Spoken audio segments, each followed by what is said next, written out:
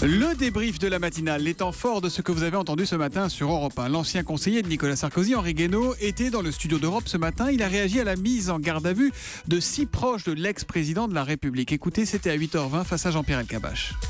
J'en pense d'abord qu'il y a beaucoup de justice spectacle et que je m'interroge sur l'avenir de la séparation des pouvoirs en France. Voilà, c'est tout. Mais il n'y avait pas des excès dans les dépenses. La justice dira s'il y avait des excès dans les dépenses. Un dentiste sur trois refuse de soigner les patients séropositifs. Résultat d'une enquête menée par l'association de lutte contre le sida AIDE.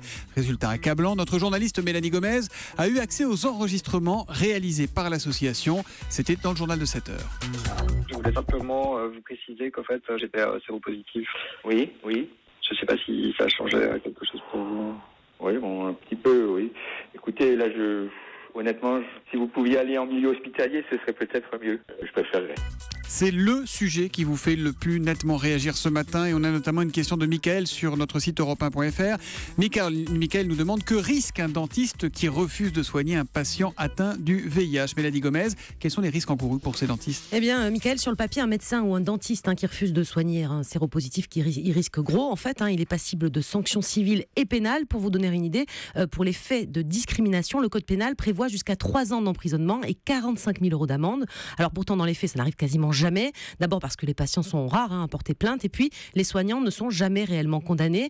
J'ai retrouvé le cas d'un patient qui a porté plainte en 2011 contre son dentiste qui avait refusé de lui soigner une carie parce qu'il était séropositif. Au final, au bout de 2 ans, l'ordre des dentistes, qui condamne pourtant fermement ce type de pratique, a seulement délivré un blâme aux praticiens. Voilà, l'association AIDE a-t-elle testé les mutuelles qui voudraient bien assurer les séropositifs ? Ça nous changerait. #dentiste bashing. C'est un dentiste qui nous écrit sur Twitter avec le hashtag un matin. Le docteur Thomas Hamon, chirurgien dentiste. Et puis il y a quelques années, Isabelle avait dans sa classe de CM2 un certain Joe Wilfried Tsonga. Et elle se souvient surtout d'une chose. Écoutez, c'était à 8h.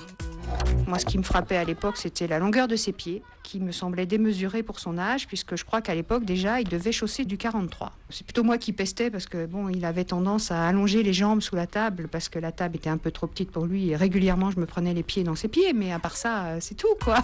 Le débrief de la matinale tous les matins sur Europe 1. Vous réagissez sur Twitter avec le hashtag un matin, sur europe1.fr, ou en nous appelant au 3921 pour...